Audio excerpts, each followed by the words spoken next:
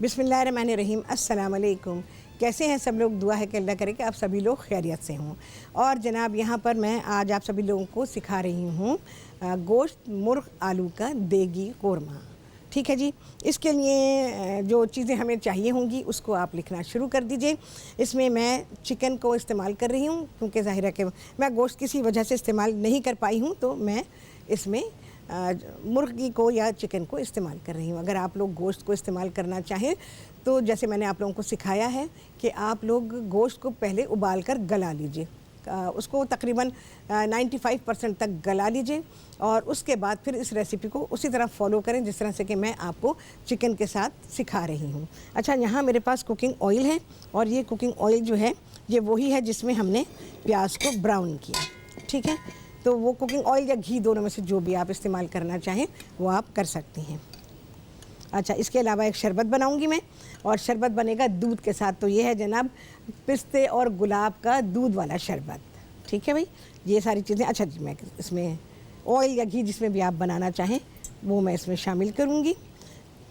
अच्छा, जिसमें आप प्याज फ्राई करते हैं ना उसी घी या तेल को इस्तेमाल कर लें तो वो बेहतर रहता है। ज़रा सी प्याज आई हुई मैं निकाल देती हूँ, डाल देते हैं, कुछ हर्ज थोड़ी है।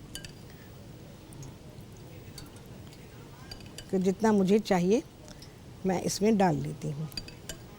चलिए जी, हो गया। अच्छा, इसको ज़रा सा साइड पे कर दूँ। अच्छा जी, सबसे पहले तो मैं इसमें शामिल करूँगी आलू। पानी में डाल के रखी क्योंकि आपको पता है कि काले हो जाते हैं, तो इसलिए तकरीबन ये कितने आलू हैं? दो हो गए, 4 आलू हैं। 4 आलू मैं इसमें शामिल करूँगी और साथ ही बहुत आसान तरीके से आपको सिखा रही हूँ। कोरमे के लिए आप लोग परेशान होते हैं, बहुत सारे लोगों को नहीं आता बनाना और बहुत सारे लोगों ने क्योंकि खाया हुआ भी नहीं है, देखा हुआ भी नहीं है, तो उन्हें समझ में नहीं आता कि ये डिश कैसे बनेगी, और बनाना भी चाहते हैं, शौक़ भी है उसका बहुत। अच्छा, चिकन को आप पूरे चिकन को इसमें ले सकते हैं, लेकिन मैंने वही थाई पोर्शन लिया हुआ है और उसके मैंने टुकड़े करवा लिए हैं। अच्छा, जो मैं पिस्ते और गुलाब का दूध वाला शरबत बना रही हूँ, यहाँ पर दूध मैंने उबालने के लिए रख दिया है। तो ये ज़रा सा और उबल जाए, थोड़ा सा और हो जाए, तो फिर इसके बाद हम इसके बकिया काम करेंगे। अच्छा, इसी स्टेज पे मैं क्या करूँगी, ये शरबत के लिए यहाँ मेरे पास पिस्ते हैं और इलायची, इनको मैंने पीस लिया है। तकरीबन आप समझे 1/3 प्याली मैंने पिस्ते लिए और 6-7 छोटी इलायची हैं, दोनों को मिला के पीस लिया। तो दूध में साथ ही इसके शामिल कर दूँगी। अच्छा, ये दूध का शरबत जो मैं बना रही हूँ, इसको आप ठंडा गरम जैसे चाहें आप सर्व कर सकते हैं।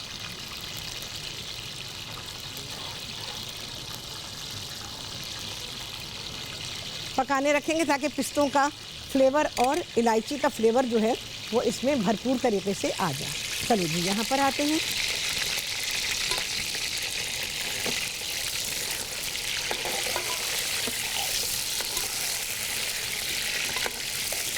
अच्छा जी, मैं अब इसमें शामिल करने जा रही हूँ लौंगे हैं और साबुत काली मिर्चें हैं। कोई 12-15 इसमें साबुत काली मिर्चें हैं और 8-10 लौंगे हैं जो मैं इसमें डाल दूँगी। इसको थोड़ा फ्राई करेंगे।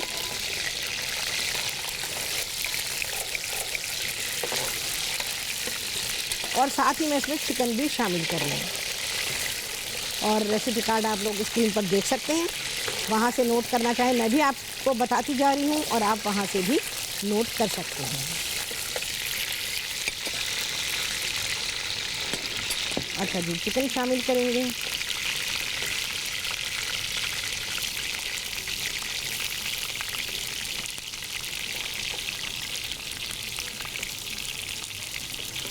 बाकी चीज़ें मैं अब इसमें डालनी शुरू कर दूँगी।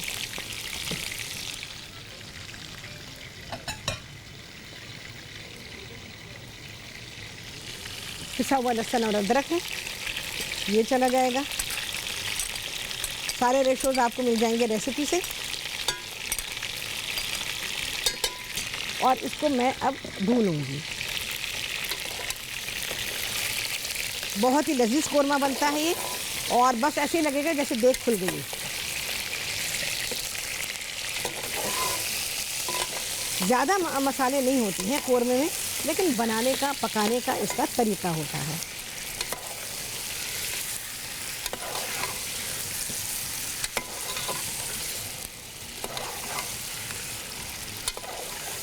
देखें जी, खुशबू तो अभी से कोरमे की आनी शुरू हो गई, हालांकि मैंने अभी मसाले तो डाले ही नहीं हैं।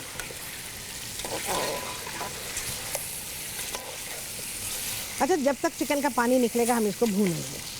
अगर आप गोश्त के साथ, कच्चे गोश्त के साथ बनाना चाहें तो आप इसी तरह कर सकते हैं, लेकिन बात यह है कि आलू नहीं डालेंगे फिर उसमें, पहले बिल्कुल भी नहीं डालेंगे। अगर आप कच्चे गोश्त के साथ बनाएंगे तो फिर आप इसमें कच्चा गोश्त डालेंगे और ये लौंगे और साबुत काली मिर्चें डालकर, इलायची भी डाल सकते हैं हाथ के हाथ डालकर, उसकी भुनाई करेंगे। जब गोश्त का पानी सूख जाएगा फिर उसमें बकिया मसाले डालेंगे। जैसे अभी मैंने अदरक और लहसुन डाला है। आलू बिल्कुल नहीं डालेंगे।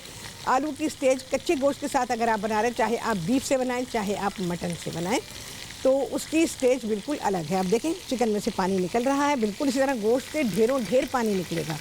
और जब वो पानी निकलेगा तो फिर आप उस पानी को सुखाएंगे।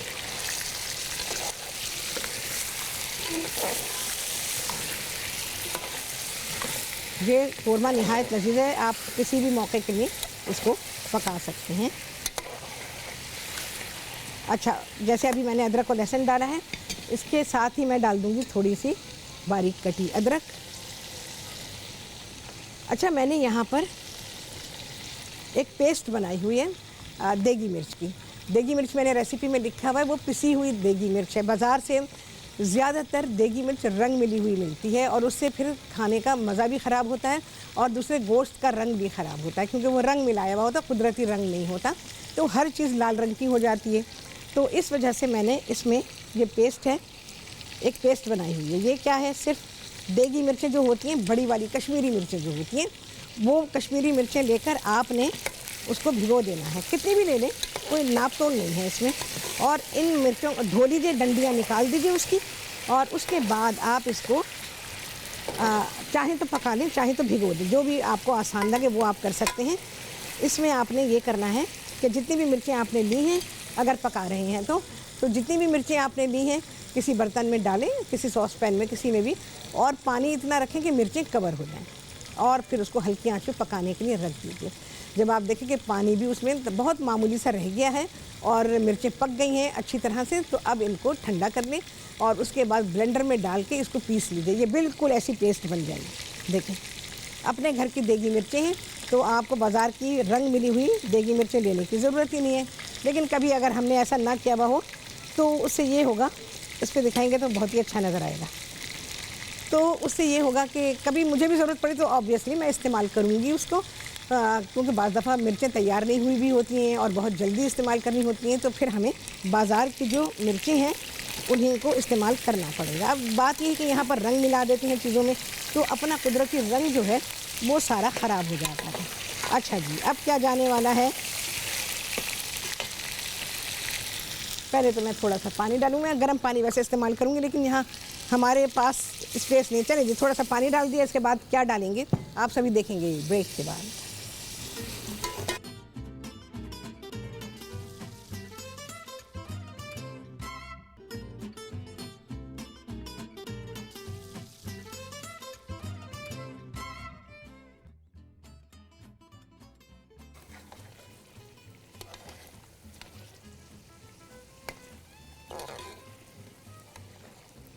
जी, वापसी हो गई है ब्रेक से और आप सभी को कहते हैं बहुत ही खुशामदीद। अच्छा, धनिया बहुत ही इम्पोर्टेंट इंग्रेडिएंट है ये कोरमे का, तो तकरीबन 4 से 5 खाने के चमचे इसमें शामिल करेंगे धनिया के। इसकी भुनाई करेंगे अब।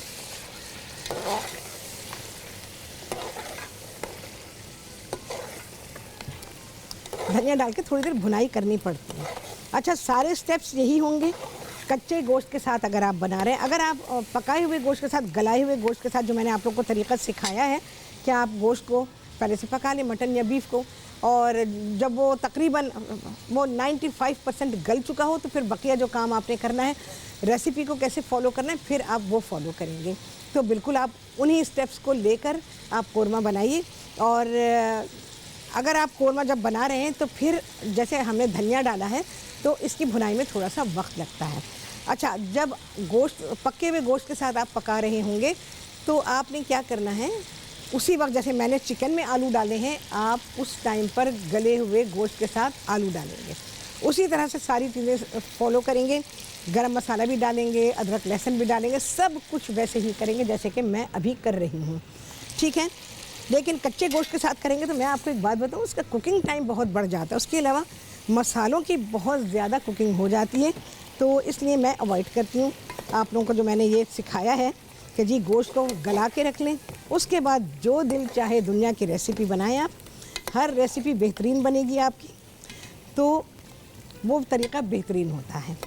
और जैसे कि गोश्त लोगों के पास रखा हुआ होता है तो वो उसको यूज़ करना चाहते हैं अच्छे तरीके से, बेहतरीन तरीके से, तो तरीक़ा बेहतरीन यही है कि अगर आप जो डीप फ्रीज़र में गोश्त आपके पास है और उसको आप इस्तेमाल कर रहे हैं तो फिर आपने उस गोश्त को ब्लांच करना है। ब्लांचिंग का तरीक़ा मैंने बता दिया। उसके बाद फिर आप थोड़ा सा अदरक और लहसुन और पानी डाल के उस गोश्त को गला लीजिए। गलाने के बाद फिर कोरमे के वो सारे स्टेप्स आप करेंगे जो मैं अब कर रही हूँ। आलू डालेंगे आप पके हुए गोश्त के साथ, आलू डालेंगे, गरम मसाला डालेंगे और अदरक और लहसुन डालेंगे। चलो भाई, अभी क्योंकि धनिया होने की वजह से थोड़ी सी भुनाई करनी पड़ती है, बाकी मिर्चों को भुनाई की ज़रूरत नहीं होती है। अच्छा भी ज़रा ये तो पक रहा है, इसको पकने देते हैं। आप अभी शक्ल देखें कितनी प्यारी हो रही है। अच्छा, यहाँ पर जो शरबत बन रहा है उसके लिए क्या करेंगे, देखें जी कितना प्यारा प्यारा कलर उसके ऊपर आए, बहुत ही हल्का सा ग्रीन कलर है उसके ऊपर, बहुत ही लजीज दूध है ये, गरम ठंडा हर तरह से लाजवाब है। अच्छा जी, चीनी डालेंगे हम इसमें, आप जायके के मुताबिक डालेंगे और इसको किसी भी स्टेज पर टेस्ट कर सकते हैं। इसको पकने देंगे अभी।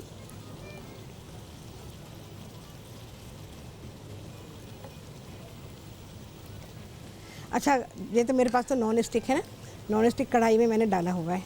दूध अगर आपने रखा है और नॉन स्टिक नहीं है, किसी भी मटेरियल का बर्तन है जिसमें कि आप दूध को पका रहे हैं, तो उसको आपने हर थोड़ी देर के बाद चलाना होगा, अदरवाइज़ क्या होगा, दूध नीचे लग जाएगा, फिर वो लगा हुआ टेस्ट आता है ना, वो मज़ा नहीं आता।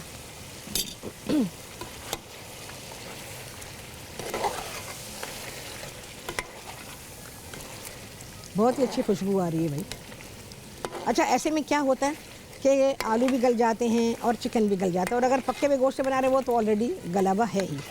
चलो जी, अब मैं इसमें शामिल करूँगी पिसी हुई लाल मिर्चें 2 चाय के चमचे। अच्छा, इसके लिए अगर आप मिर्चों को, देगी मिर्चों को या कश्मीरी मिर्चों को इस्तेमाल कर रहे हैं तो 3 मिर्चें उसकी पेस्ट बनाने के लिए काफ़ी हैं, तो क्योंकि उससे एक्चुअली बहुत ही अच्छा ब्राइट कलर बनेगा। और दूसरी बात है कि हमने कोई कलर ही उसमें ऐड नहीं किया, कुदरती जो रंग है उसका बस वही रंग उसमें आएगा। और उसके बाद जो है वो आपको जो मैंने तरीक़ा बताया वो करके और आप उसको पीस के रख सकते हैं, लेकिन फ्रीज़ करेंगे उसको। तो आप अपने रोज़मर्रा के खानों में इस चिली पेस्ट को या देगी मिर्चों को आप इस्तेमाल कर सकते हैं। आई थिंक 2005 में मैंने आप लोगों को ये बनानी सिखाई थी और मैंने बताया था कि किस तरह इसको आप सोक करेंगे, पकाएंगे, बाकायदा मैंने प्रोग्राम में करके दिखाया था आपको। और फिर उसको आप पीसेंगे, पीसने के बाद आप छोटी पॉलीथीन की थैलियाँ ले लीजिए और उसके अंदर अपना जो पोर्शन है रोज़ का, क्योंकि रोज़ाना आप निकालेंगे फ्रीज़र से, रोज़ उसको नरम करेंगे और फिर इस्तेमाल करके फिर वापस फ्रीज़र में रखेंगे, तो ये ठीक नहीं। तो चलें जी, अब क्या होगा कोरमे में आप सभी देखेंगे ब्रेक के बाद।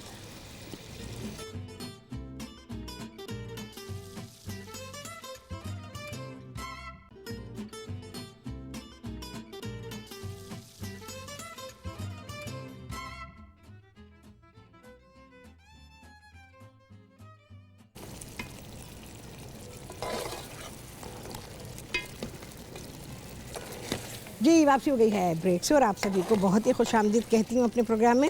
अच्छा जी, आपके सामने मैंने पिसी हुई लाल मिर्चें 2 चाय के चमचे इसमें शामिल की थी। अब मैं ये पिसी हुई देगी मिर्च जो है हमारे पास, ये डाल रही हूँ। ये सारी चली जाएगी क्योंकि पानी वानी डला हुआ है, तो इसलिए लगेगा कि शायद बहुत ज़्यादा, लेकिन ये ज़्यादा नहीं है। बस 2 मिर्चें लेके, साइज़ भी देख लीजिएगा उसका, 2 मिर्चें लेके उनको भिगो दो कौरमे के लिए अगर ख़ास तौर से आप तैयार करें, इस रेसिपी के लिए जो क्वांटिटी हमको चाहिए वो 2 देगी मिर्चें काफ़ी हैं, बड़े साइज़ की।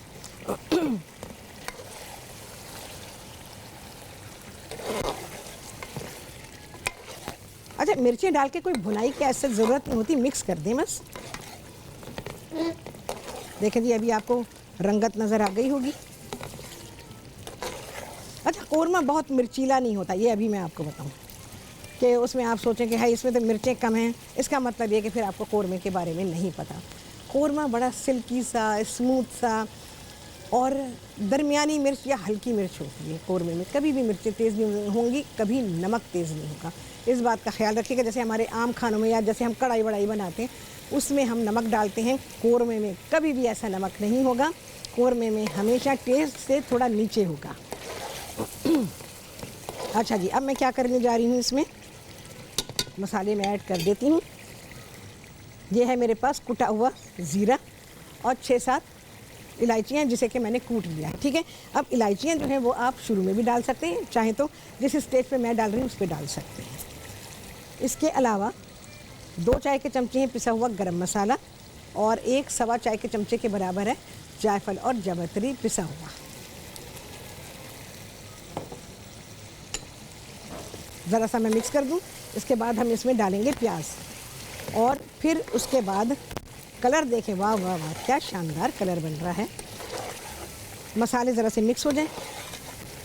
चलिए जी, अब मैं इसमें शामिल कर रही हूँ ये प्याज है जिसको कि हमने इस रंग का कर लिया है, ब्राउन।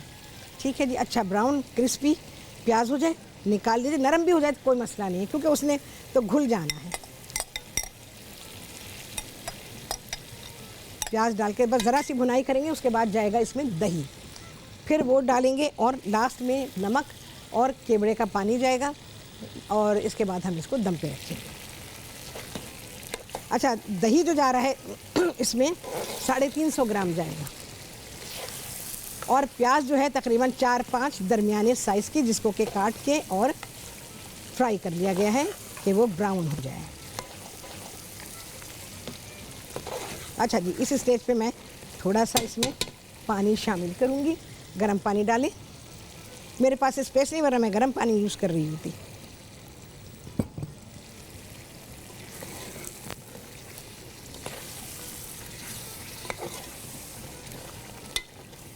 थोड़ा सा नमक डालूंगी मैं अभी। कौरमे के बारे में मैं आप लोगों को बहुत सारी चीज़ें सिखा चुकी हूँ। कितनी बार कौरमा सिखाया, बेहतरीन कौरमा, ख़ास दिल्ली वाला कौरमा, और वो कौरमा जो दानेदार बनता है। अच्छा, इसको आप क्या करेंगे, हमने आलू डाले हैं इसमें। जब आलू डालेंगे तो फिर इसमें थोड़ी ग्रेवी छोड़ेंगे आप, थोड़ी सी ग्रेवी होनी चाहिए, वरना आलू के साथ ही बहुत ड्राई होगा। जो दानेदार हम बनाते हैं थोड़ा ड्राई होता है, लेकिन जब आलू डालेंगे तो फिर इसमें थोड़ी ग्रेवी होनी चाहिए। आलू के साथ जो कौरमा बनेगा वो ड्राई नहीं होगा, बहुत दानेदार नहीं होगा। ठीक है, तो ये बहुत ही अहम टिप थी जो मैंने आपको दी है। ज़रा सा और पानी मैं इसमें शामिल करूँगी।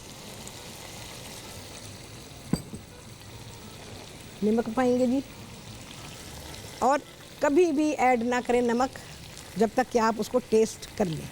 क्या आप टेस्ट करके फाइनल करें और उसके बाद ही फिर नमक की गुंजाइश अगर है तो डालें, वरना ज़रूरत नहीं है।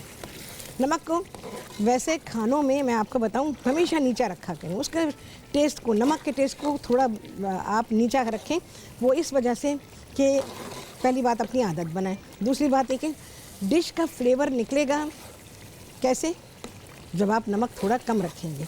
हाँ, आगे जाके आपको लगता है, जब वो फिनिशिंग टचेज़ में है, आपको लगता है कि जी नमक की कमी महसूस हो रही है इस डिश को, फिर आप उसमें नमक को ऐड करें। अब जैसे कौरमा है ये बहुत फीका नहीं होना चाहिए, इसमें नमक बिल्कुल होना चाहिए, लेकिन जो मैंने इसमें स्पाइसेस और ख़ास तौर से गरम मसाले का इस्तेमाल किया है उसका टेस्ट प्रोमिनेंट होना चाहिए।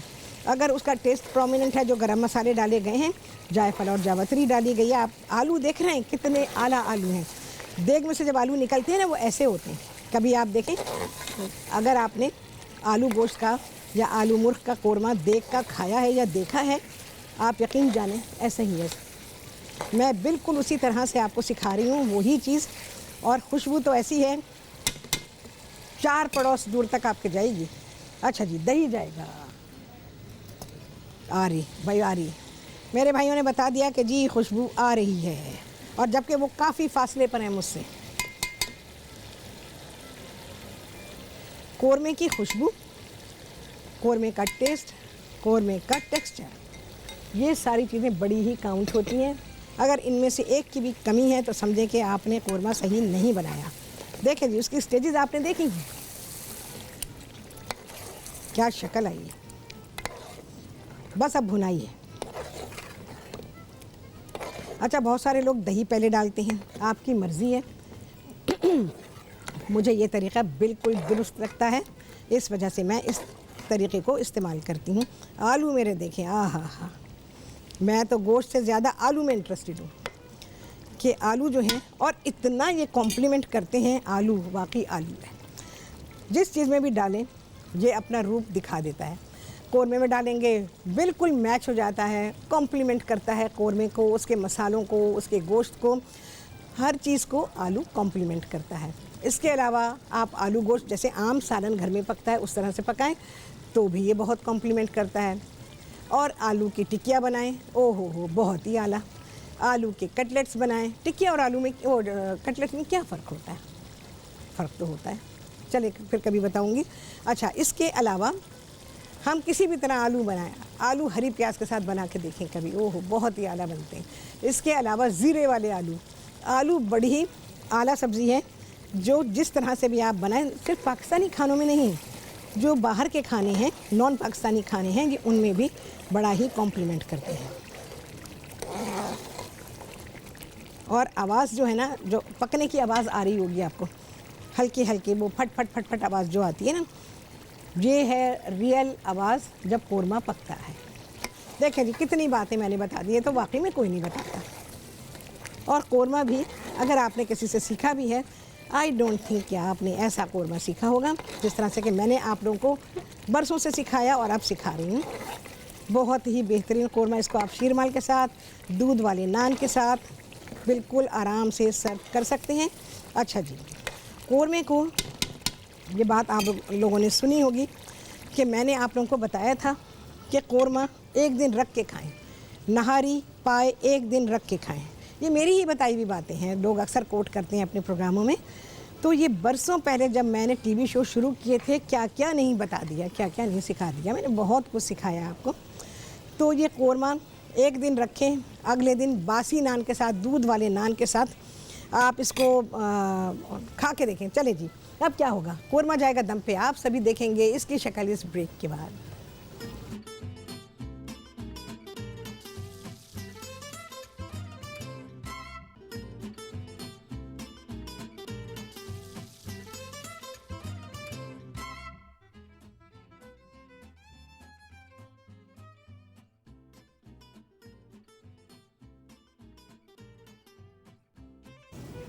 जी, वापसी हो गई है ब्रेक से, और आप सभी को बहुत ही खुशामदीद कहती हूँ अपने प्रोग्राम में। अच्छा जी, यहाँ पर हमारा पिस्ते और गुलाब का दूध वाला शरबत ये बिल्कुल तैयार है, गरम ठंडा जैसे दिल चाहे वैसे आप इसको सर्व करें। इसको मैं अब निकालूंगी, ये तैयार हो चुका है, बहुत ही लाजवाब टेस्ट है इसका। अच्छा, छोटे पोर्शन में बनाएं क्योंकि ये चीज़ें बहुत रिच होती हैं, हाई इन कैलोरी, तो फिर बंदा 2 घूंट पी के छोड़ दे तो वो अच्छा नहीं है, चीज़ें ज़ाया होती हैं।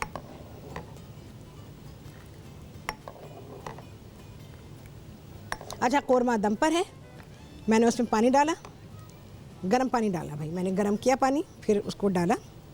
चलिए जी, बिस्मिल्लाहिर्रहमानिर्रहीम। ओहो हो, कोरमे की खुशबू बहुत ही लाजवाब। अच्छा जी,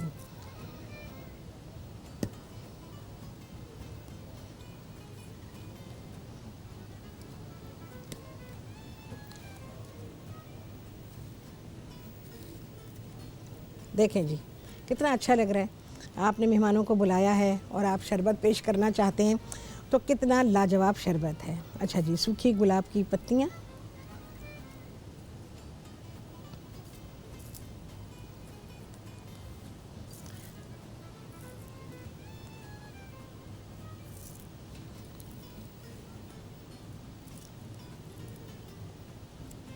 देखें जी कितनी खूबसूरत लग रही है। गुलाब का फूल तो गुलाब का फूल है, ये सूखा हो या ताज़ा हो, हर तरह से बहुत ही प्यारा फूल है ये। अच्छा जी, अब हैं पिस्ते। पिस्ते मैंने पीस के डाले इलायची के साथ, आप लोग जानते हैं, मैंने आपको बताया था। और अब ऊपर से हैं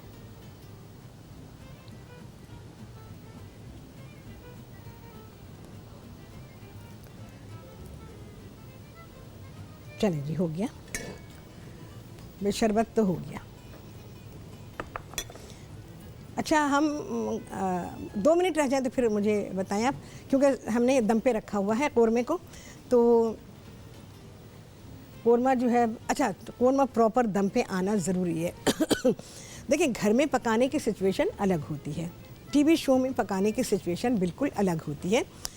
तो इस बात का ज़रूर ख्याल रखें कि जब आप कौरमा पका रहे हो, चाहे गोश्त का हो, मुर्गी का हो, किसी का भी हो, तो आपने कम से कम आधे घंटे आपने कौरमे को दम पर रखना है, बहुत धीमी आंच हो, और बस उसको पड़ा रहने दें। जब आपको फिर जब सर्व करना हो तो इसका चूल्हा बंद कर दीजिए और कम से कम 15 मिनट उसको ढका रहने दीजिए, और उसके बाद आप निकालें। आप कहेंगे वाह क्या कौरमा मुझसे बनाएं, बहुत बेहतरीन, बहुत ही शानदार, तो आप बहुत ही खुश हो जाएंगे। अच्छा जी, जब हम कौरमा निकालेंगे, ऊपर से सिर्फ़ और सिर्फ अदरक डालेंगे, इसके सिवा कुछ नहीं। बाज़ लोग हरी मिर्चें लगा देते हैं, हरी मिर्चें डाल देते हैं। अरे ये कौन सा कौरमा है भाई? कौरमा जो पहचाना जाता है वो वही है जो दिल्ली वालों का, ठीक है। और इसके अलावा ये है कि बाज़ लोग हरा धनिया डालते हैं, नहीं, आप आम सालन पका रहे हैं क्या? हरा धनिया भी नहीं, कुछ भी नहीं। अच्छा, जब देग में आता है कौरमा तो उसमें वैसे तो उन्होंने अदरक डाली होती है, लेकिन वो जाहिर है कि वो एक बहुत ही बड़े बर्तन के अंदर है, तो उसके ऊपर अदरक नहीं होती है। ये तो हम जब डिश में निकालते हैं तब अदरक डालते हैं, तो वो अदरक ऑलरेडी डाल चुके होते हैं, तो इस वजह से आपको ऊपर अदरक नज़र नहीं आएगी आपको। अच्छा जी, चलिए अब हम बंद करते हैं इसको, चंद सेकंड इंतज़ार करते हैं कि उसमें जो स्टीम बनी है वो ज़रा सबसाइड हो जाए, उसके बाद फिर मैं इसको निकालती हूँ। अच्छा जी, बहुत सारे लोगों को कन्फ्यूजन होता है। एक बात बहुत ही अहम बताना चाहूँगी आपको, और वो ये है कि जब आप कौरमा पकाएं तो बाज़ार की तली हुई प्याज को इस्तेमाल ना करें। ये बात मैंने आप लोगों को बहुत पहले भी बताई थी। मैं तो खैर सवाल ही पैदा नहीं होता, मैं ऐसी गंदी प्याज क्यों इस्तेमाल करूँ अपने, ना घर में ना प्रोग्राम में। मैं अपने प्रोग्राम में बहुत अच्छी चीज़ें इस्तेमाल करती हूँ और स्टैंडर्ड की चीज़ें होती हैं। तो बाज़ार की तली हुई प्याज लोग इस्तेमाल करते हैं, उसके ऊपर उन्होंने ब्रेड क्रम्ब लगाए हुए होते हैं, और उसके बाद जब आप सालन पकाते हैं तो वो अननेसेसरी गाढ़ा हो जाता है। अच्छा, ब्रेड क्रम्ब नहीं होते, ब्रेड क्रम्ब तो उनको बहुत महंगे पड़ेंगे। मैं आपको एक बात बताऊं, क्या लगाते हैं? सड़ा हुआ मैदा लगाकर उसका डीप फ्राई कर देते हैं, और जिस फैट में उसको फ्राई करते हैं वो चीज़ों को क्रिस्पी रखती है। जैसे जिसमें फ्रेंच फ्राइज़ वगैरह फ्राई होती है ना, वो बड़ा सस्ता वाला इस्तेमाल करते हैं, बहुत ही घटिया किस्म का फ़ैट होता है उनका, क्योंकि उन्होंने तो मार्जिन ऑफ प्रॉफिट उन्होंने अपना ज़्यादा रखा होता है, सभी ने, हर एक ने, चाहे वो कितना ही बड़ा रेस्टोरेंट हो, चाहे वो कोई जो कोई भी है, ठीक है जी। अच्छा जी, आप यहाँ से शक्ल देखें पहले तो, ओहो, आप देख रहे हैं जी, आलू बता रहा है कि मैं देग में पक्का हूँ, हालांकि देग में नहीं पक्का, लेकिन तरीक़ा था उसको पकाने का। चलें जी, बिस्मिल्लाहिर्रहमानिर्रहीम। और इलायचियाँ उसी तरह से तैरती हुई नज़र आ रही हैं जैसे कि देग में नज़र आती हैं। बिस्मिल्लाहिर्रहमानिर्रहीम। बहुत ही लाजवाब कौरमा ये तैयार हुआ है, आपका दिल खुश होगा। अगर आपने मुझे 100% मुझे फॉलो किया, आप लाजवाब कौरमा बनाएंगे, ठीक है ना। तो मर्द भी तो घरों में कुकिंग करते हैं ना, तो उनके लिए भी है। अच्छा, गोश्त जैसे चिकन भी आप ले रहे हैं तो उसका पोर्शन अच्छा लें, वो इस वजह से कह रही हूँ क्योंकि हर पोर्शन टेस्ट वाला नहीं है। चिकन ब्रेस्ट तो कौरमे में इस्तेमाल होना ही नहीं चाहिए, उसमें टेस्ट नहीं होता। आपने देखा कि मैंने चिकन ब्रेस्ट, मैंने होल चिकन इस्तेमाल किया ही नहीं, मैं सिर्फ वो पोर्शन इस्तेमाल कर रही हूँ जिससे कौरमा बहुत ही बेहतरीन पकेगा। ये देखें जी, और आप इसको शीरमाल के साथ, दूध वाले नान के साथ, उनके साथ आप इसे सर्व कर सकते हैं। जो चीज़ हम बनाते हैं उसको अगर हम उसके हिसाब से ही हैंडल करें और उसमें इंग्रेडिएंट भी उसी तरह से इस्तेमाल करें तो चीज़ें बहुत लाजवाब बनती हैं। लेकिन चलें जी, कोई मसला नहीं है, इसमें ये कर लें, इसमें ये कर लें, ये नहीं है तो छोड़ दें, वो नहीं है तो छोड़ दें, नहीं नहीं नहीं।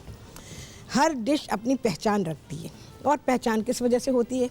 इंग्रेडिएंट के इस्तेमाल से होती है। आप कह रहे नहीं है, छोड़ें जी, कौरमा इससे नहीं बनता, इस ये मैं ये डाल दूँ या मैं वो डाल दूँ, नहीं नहीं नहीं। राहत के पास ऐसा कुछ नहीं है। जिसको काम नहीं आएगा ना, जो नहीं बनाना जानेगा ना, तो फिर वो कहेगा आप कुछ भी इस्तेमाल करें, फिर कौरमा नहीं बन पाएगा। बिस्मिल्लाहिर्रहमानिर्रहीम। देखें जी, कौरमा बनाना है तो फिर आपको बहुत सही चीज़ों का इस्तेमाल करना पड़ेगा। ठीक है जी, देखें कितना आला।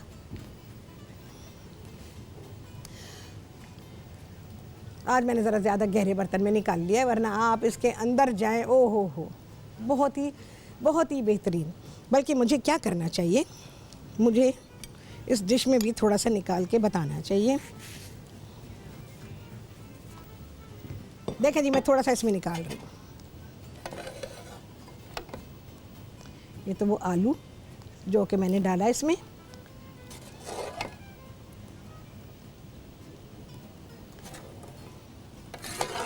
आप इसमें से देखेंगे तो आप कहेंगे वाह क्या कौरमा है।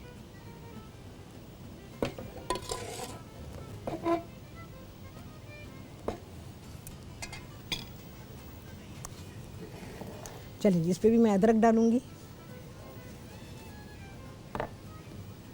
अदरक का इस्तेमाल ज़रूर कीजिएगा क्योंकि ये टेस्ट में इजाफा करता है।